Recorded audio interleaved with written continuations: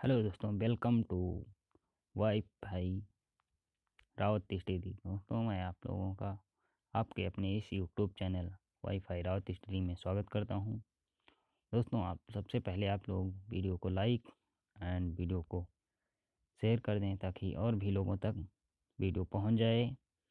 दोस्तों, हम आप लोगों के लिए जनरल साइंस यानी फिजिक्स के कुछ क्वेश्चन लेकर आए हैं जो आपके आने वाले एग्ज़ाम में काफ़ी हेल्पफुल होने वाले हैं। तो दोस्तों, पहला क्वेश्चन जल्द ही देख लेते हैं। निम्नलिखित में से कौन सा नियम इस कथन को वैध ठहराता है कि द्रव्य का न सृजन किया जा सकता है न ही विनाश? तो यह द्रव्यमान संरक्षण का नियम जो है इसका इस कथन को वैध ठहराता है कि ना तो द्रव्यमान को सृजन बनाया जा सकता है और ना ही उसको नष्ट किया जा सकता। एक ऊर्जा संरक्षण का नियम जो है यह इस कथन को पुष्टि करता है कि ऊर्जा को ना तो बनाया जा सकता है और ना ही नष्ट किया जा सकता है। आगे बढ़ते हैं। लैमार्ट नियम किससे संबंधित है? तो यह प्रदीप्त से संबंधित है। प्रदीप्त, अब कुछ लोगों को प्रदीप्त नहीं पता होगा, तो प्रदीप्त क्या होता है? प्रदीप्त और अदीप्त दो वस्तुएं होती हैं। प्रदीप्त वह वस्तुएं होती हैं जिन्हें प्रकाश की आवश्यकता होती है और अदीप्त वह वस्तुएं जिनको प्रकाश की कोई आवश्यकता नहीं होती है। आगे बढ़ते हैं। आसमान वेग और एक समान त्वरण के साथ चल रहे पिंड के लिए एक ग्राफ बनता, विस्थापन काला ग्राफ आरेखित होता है। आगे बढ़ते हैं। मेसान कहाँ पाए जाते हैं? मेसान जो है अंतरिक्ष किरणों में पाए जाते हैं। मेसान एक ऐसे यंत्र होते हैं जो अंतरिक्ष की किरणें, जो सूर्य की किरणें आती हैं, उनमें पाए जाते हैं। आगे बढ़ते हैं। चुंबक बनाने के लिए निम्नलिखित में से कौन सी मिश्र धातु का प्रयोग किया जाता है? तो चुंबक बनाने के लिए एलिको का प्रयोग किया जाता है। एलिन को का प्रयोग किया जाता है जिससे चुंबक का निर्माण होता है। आगे बढ़ते हैं। किस वाहन के गुजरने पर टीवी का अभिग्रहण खराब हो जाता है? इसका सही आंसर है स्पार्क प्लग विद्युत चुम्बकीय विक्षोभ पैदा करता है।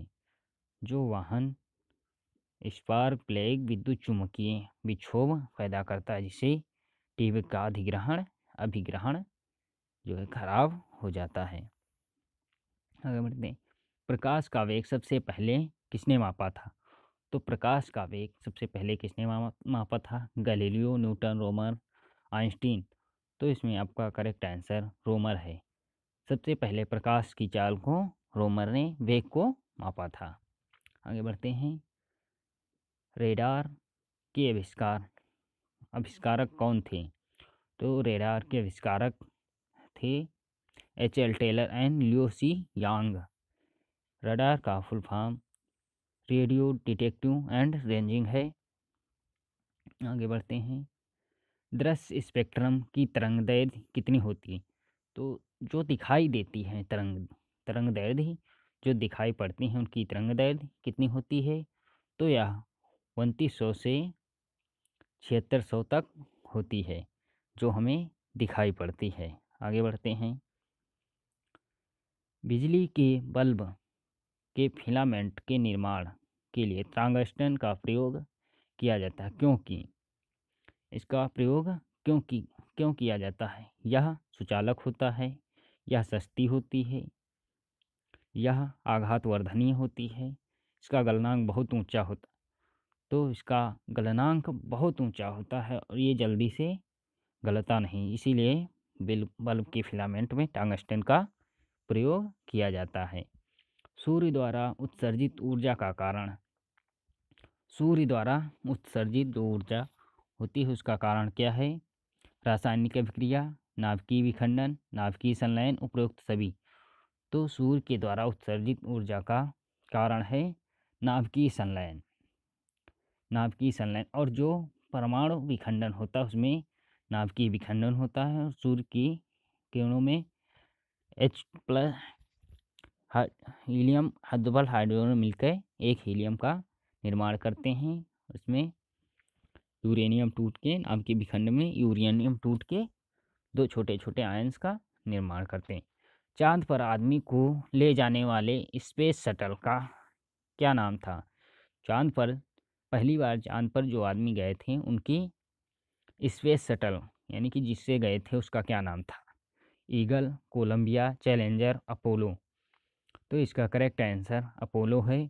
सबसे पहले चांद पर 3 लोग गए थे, जिनमें नील आर्मस्ट्रांग जो चांद पर सबसे पहले कदम रखे थे। आगे बढ़ते हैं।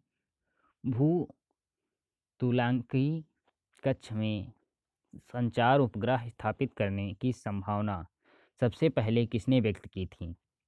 यानी भूतुल्यांकिल कक्ष में संचार उपग्रह व्यवस्थापित करने की संभावना सबसे पहले किस व्यक्ति ने बताई थी? Edwin P Hubble, William Herschel, Arthur C Clarke, Pierre Laplace. तो किसने बताई? आर्थर सी क्लार्क ने सबसे पहले बताई थी। निम्नलिखित में से किसने में निम्न तापीय इंजनों का प्रयोग किया जाता? ऐसी कौन सी मशीन जिनमें निम्न तापीय इंजनों का प्रयोग किया जाए? तुषारहीन रेफ्रिजरेटर, अंतः समुद्री नौदान, रॉकेट, अतिचालकता में शोध। तो यह रॉकेट में निम्न तापीय इंजनों का प्रयोग किया जाता है। आगे बढ़ते हैं। निम्नलिखित वायुमंडल में परावैंगनी किरणों का अवशोषण कौन करता है? वायुमंडल से जो सूर्य से निकलने वाली वायुमंडल से परावैंगनी किरणें हैं, तो वायुमंडल में इनको एक गैस है जो ऑब्जॉर्व कर लेती है अपने अंदर और हम तक नहीं पहुंचती है, हमारी रक्षा करती है। तो कौन सी गैस है? ऑक्सीजन है, नाइट्रोजन है, ओजोन है, हीलियम है। तो इसका करेक्ट आंसर है ओजोन, जो हमारी रक्षा करती है। आगे बढ़ते हैं।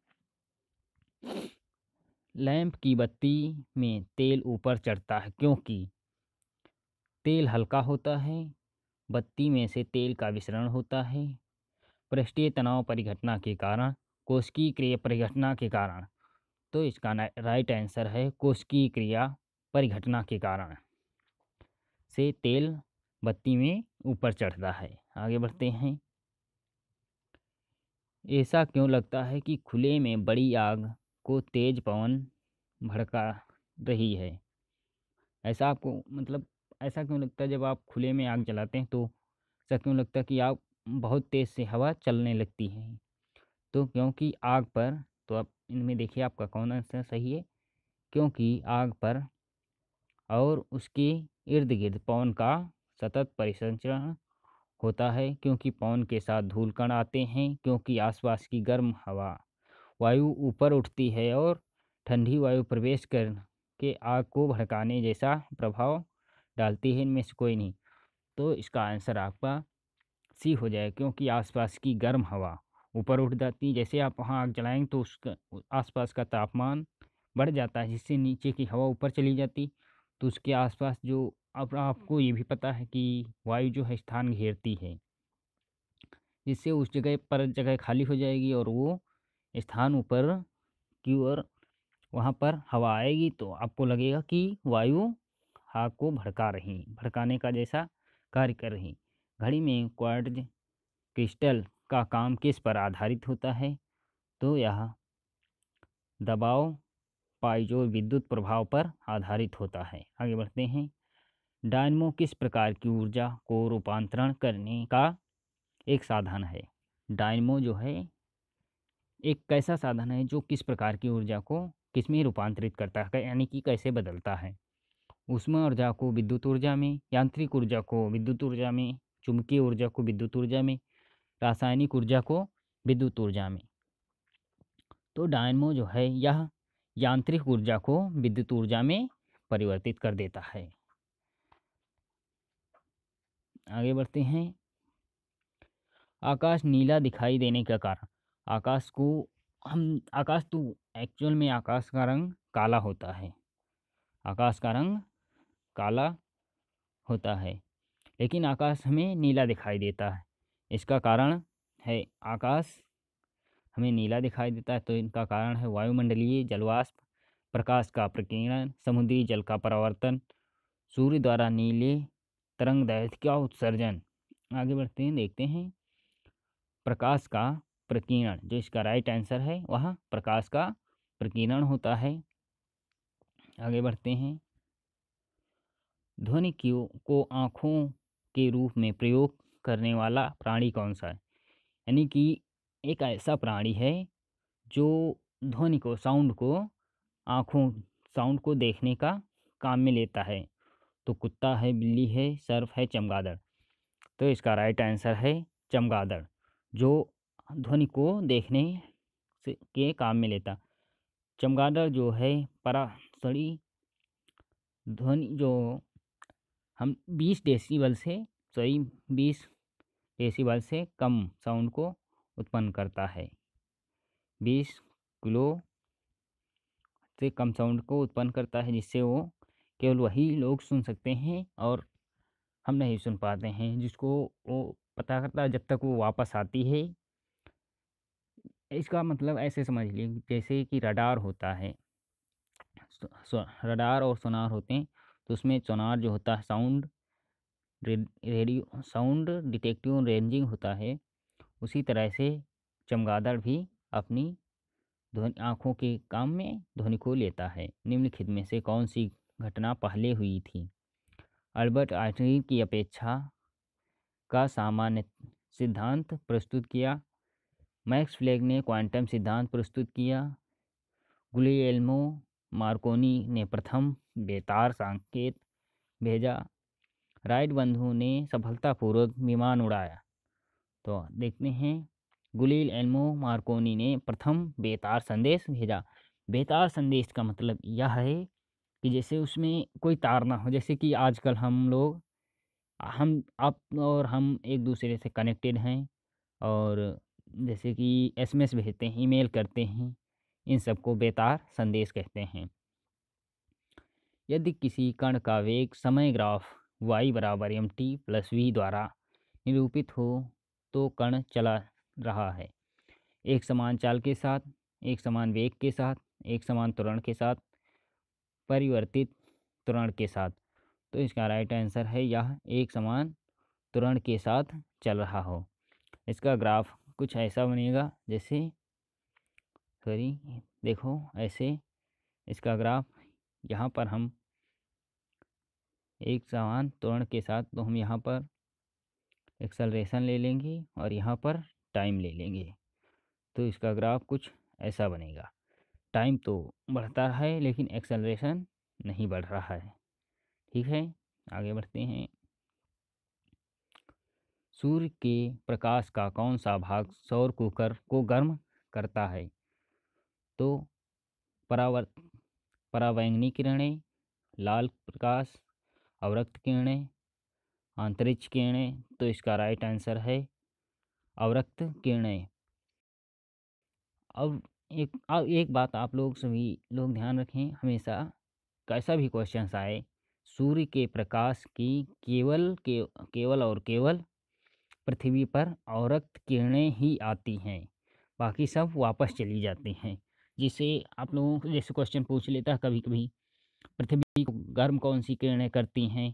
कहने का मतलब पृथ्वी पर टेम्परेचर किसी भी प्रकार से सूर्य से संबंधित पूछे तो किरणों का उसका आंसर केवल और केवल अवरक्त किरणें होंगी। जो अपवाद हों उनको मैं नहीं कह सकता, लेकिन ज़्यादातर आंसर यही होता है। आगे बढ़ते हैं, नेक्स्ट क्वेश्चन को देख लेते हैं। जब बर्फ़ के दो घनों को एक दूसरे के ऊपर दबाया जाता है तो वे जुड़कर एक घन बन जाते हैं, इसका क्या कारण है? कहने का मतलब यह है कि बर्फ़ के दो टुकड़े लेकर के उनको एक दूसरे के ऊपर रख दिया जाए तो जुड़कर एक हो जाते हैं। तो इसमें क्या होता है? वांडर वाल बल, ध्रुव आघूर्ण बल, हाइड्रोजन अबंध, सहसंयोजन बंध। तो इनके बीच में होता है हाइड्रोजन अबंध, हाइड्रोजन बंध होता है। अब आप लोग जानते हैं जैसे जल का H O ऐसे होता है स्ट्रक्चर, और दूसरा जल का मॉलिक्यूल ऐसे यहाँ पर होता है ऑक्सीजन के साथ। तो ये है ऑक्सीजन थोड़ा लालची होता है, तो ये इस हाइड्रोजन को हल्का सा खींच के रखेगा अपनी तरफ, और ये ऐसे ही सब एक दूसरे से कनेक्टेड रहेंगे। ये इसको खींच के रखेगा, इसको खींच के रखेगा, सब आपस में एक दूसरे से कनेक्टेड, जिसको हाइड्रोजन बंध कहते हैं। आगे बढ़ते हैं। स्थिर वैद्युत आपेक्षिक इलेक्ट्रॉनिक प्रेसिपिटेटर्स का प्रयोग किसके प्रदूषण को नियंत्रण के लिए किया जाता है? तो यह वायु प्रदूषण के नियंत्रण के लिए किया जाता है। अनुदैर्ध्य तरंगें किसमें से नहीं गुजर सकती? अनुदैर्ध्य तरंगें वे होती हैं जिनको किसी न किसी प्रकार से गुजरने के लिए किसी माध्यम की आवश्यकता होती है, और जो निर्वात में नहीं गुजर सकती। निर्वात में कुछ नहीं होता। आगे बढ़ते हैं। दाब बढ़ाने से बर्फ का गलनांक बढ़ता है या बढ़ती रहता, घटता है? बर्फ में शुद्धताओं पर निर्भर करता है, तो यह घटता है। दाब बढ़ाने पर बर्फ का गलनांक घटता रहता है। भू स्थित स्थिर उपग्रह के लिए निम्नलिखित में से कौन सा सही नहीं है? इसकी समय अवधि 24 घंटे है, बिल्कुल सही है। इसका कोणीय वेग पृथ्वी के अपने अक्ष पर कोणीय वेग के बराबर होता है, या अंतरिक्ष में एक जगह स्थिर होता है। यह विषुवत के ऊपर पश्चिम से पूर्व की ओर परिक्रमण करता है, तो इसका आंसर है यह अंतरिक्ष में एक जगह स्थिर रहता है। आगे बढ़ते हैं। जब बस सहसा मुड़ती है तब बस में खड़ा यात्री बाहर की ओर गिरता है, इसका कारण क्या है? यानी कि जब बस किसी मोड़ पे मुड़ती है तो उसमें जो खड़ा यात्री होता है वो सहसा बाहर की ओर गिरने लगता है, इसका कारण क्या है? उस पर ऊपर की ओर घर्षण, गतिज का जड़त्व, संवेग में परिवर्तन, त्वरण में परिवर्तन। तो इसका राइट आंसर गति का जड़त्व, यानी कि वो जब चल मुड़ता है तो वह उसके ऊपर के हिस्से में गतिज ऊर्जा होती है और नीचे स्थितिज ऊर्जा होती है, जिससे वह बाहर की ओर गिरता है। इलेक्ट्रॉन सूक्ष्मदर्शी का आविष्कार किसने किया था? नोल और उसका रॉबर्ट कोच, ल्यूमेनहॉक, पीसी स्वानसन। तो इसका राइट आंसर है नोल और रुस्का ने इलेक्ट्रॉनिक सूक्ष्मदर्शी का आविष्कार, जिसका हम आज सूक्ष्म जीवों को देखने के लिए प्रयोग में लेते हैं। रेफ्रिजरेटर में शीतल किस प्रकार होता है? यानी कि ठंडा रेफ्रिजरेटर में ठंडा किस प्रकार होता है? फ्रीजर में जमा हुई बर्फ द्वारा, संपीड़न गैस के सहसा प्रकार द्वारा, वाष्पशील द्रव को वाष्पन द्वारा, इनमें से किसी के भी द्वारा नहीं। तो इसका राइट आंसर है वाष्पशील द्रव के वाष्पन द्वारा। आगे बढ़ते हैं। शीतकाल में कपड़े हमें गर्म रखते हैं क्योंकि ऊष्मा प्रदान करते हैं, ऊष्मा का विकिरण नहीं करते, वायु को शरीर के साथ संपर्क में आने से रोकते हैं, शरीर की ऊष्मा को बाहर जाने नहीं से रोकते हैं। तो इसका राइट आंसर है यह शरीर की ऊष्मा को बाहर जाने से रोकते हैं, जिससे हमको गर्म लगते हैं। माध्यम के तापमान में वृद्धि के साथ प्रकाश की गति बढ़ती है, घटती है, वैसी ही रहती है, सहसा गिर जाती है? तो इसका राइट आंसर है वैसी ही रहती है। माध्यम कोई भी हो, प्रकाश जो तापमान में वृद्धि के साथ प्रकाश की गति वैसी ही रहती। तापमान का प्रकाश की चाल पर कोई भी इफेक्ट प्रभाव नहीं पड़ता है। धूम कोहरा उन स्थानों पर एक आम प्रदूषक होता है जहाँ उच्च तापमान हो, निम्न तापमान हो, वायु की अत्यधिक अमोनिया होती है, वायु में अत्यधिक SO2 हो, तो इसका राइट आंसर है वायु में अत्यधिक SO2 हो। आम प्रदूषक होता है धुआं, यानी कि इसे देहात में कोहरा लोग कहते हैं। वहाँ कोहरा में आम प्रदूषक जहाँ पर CO2 अधिक मात्रा में होती हो, जैसे दिल्ली में है इस वक्त, और पंजाब हरियाणा इन सब राज्यों में होती है। जैसे कि फसलों को, गन्ने की खेती होती है, वहाँ पर जो पाती होती है गन्ने की उसको जला देते हैं, जिसके कारण से अधिक सल्फर डाइऑक्साइड उत्पन्न हो जाती है। क्षुद्र ग्रह सूर्य के चारों ओर किन ग्रहों के बीच चक्कर लगाते हैं? जो छोटे ग्रह हैं किन ग्रहों के बीच चक्कर लगाते हैं? पृथ्वी और मंगल, मंगल और बृहस्पति, बृहस्पति और शनि, शनि और यूरेनस। तो इसका राइट आंसर है मंगल और बृहस्पति के बीच क्षुद्र ग्रह चक्कर लगाते हैं। किस टावर की शीर्ष में टॉप से समस्त स्थिर रूप से प्रक्षेपित किया गया कण जमीन पर उतनी दूर पर गिरता है जो टावर के 5 फुट की ऊंचाई के बराबर होती? यह बताया कि कण द्वारा तय किया गया पाथ निम्नलिखित में से किसका भाग है? वृत्त का, वलयाकार, दीर्घाकार, दीर्घवृत्त और अपरवलयाकार। तो इसका राइट आंसर है परवलयाकार। आगे बढ़ते हैं नेक्स्ट क्वेश्चन की तरफ। यदि वायु दाबमापी यंत्र बैरोमीटर की रीडिंग अचानक तेज से गिरने लग जाए तो इसके यह संकेत मिलता है कि मौसम बहुत गर्म होता है, अत्यधिक तूफानी होगा, शीतलहर होगा, कम से कम 48 घंटे तक लगातार वर्षा वाला होगा।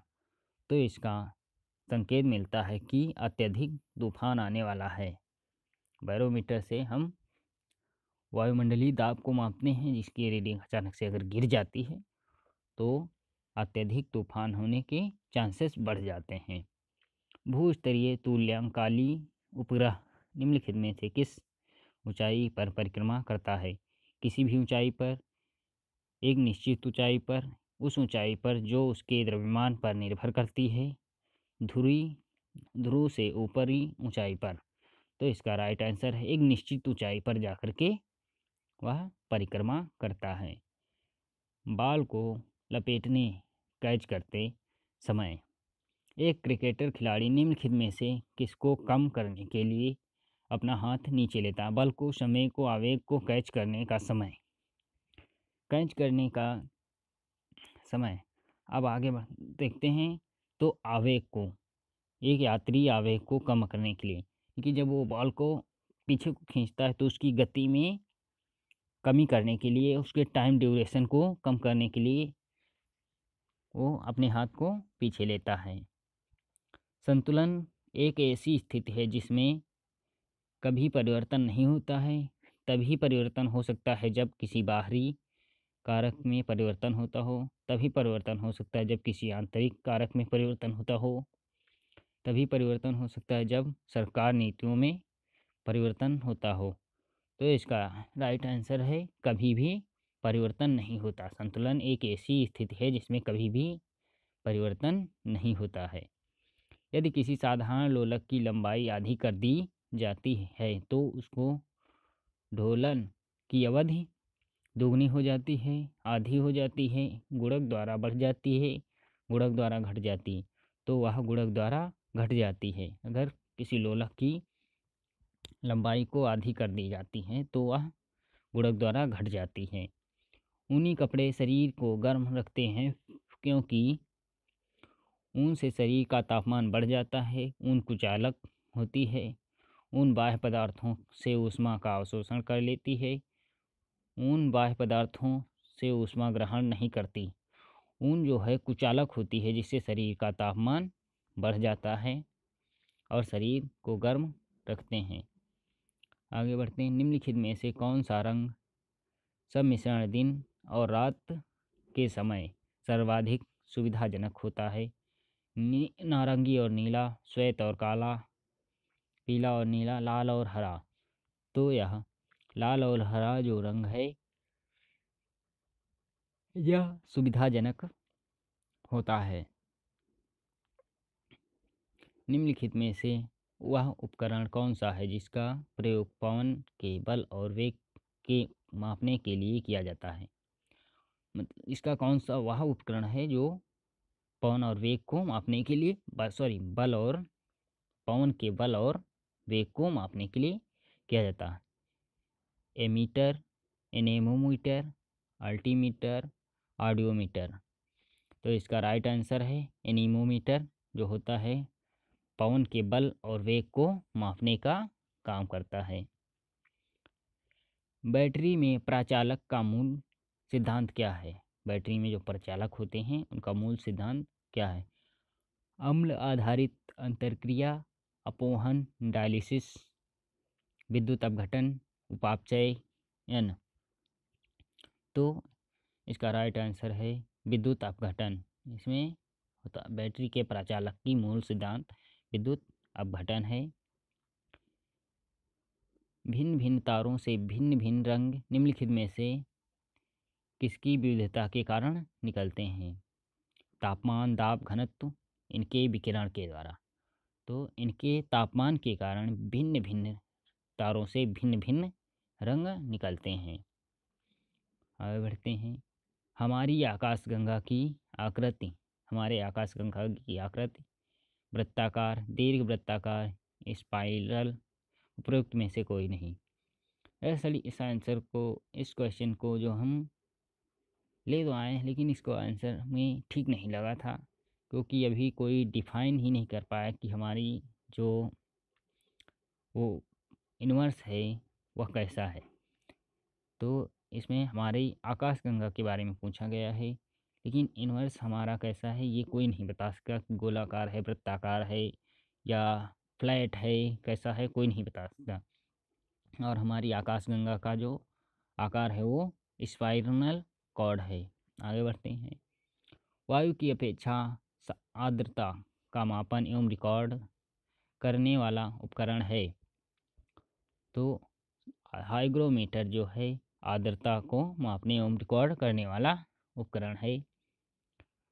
दोस्तों, आप लोग वीडियो को लाइक और वीडियो को शेयर, अगर आप चैनल पर पहली बार आए हैं तो चैनल को सब्सक्राइब कर और बेल आइकन को दबा दें, ताकि आप लोगों को आने वाली हमारी सभी वीडियो की लेटेस्ट जानकारी प्राप्त होती रहे और आप लोगों को अच्छे से पता हो। दोस्तों, आप लोगों को पीडीएफ के लिए हमारे Telegram channel wifi Raut study पर जाना होगा, जहाँ से आपको पीडीएफ और नोट्स प्राप्त हो जाएंगी।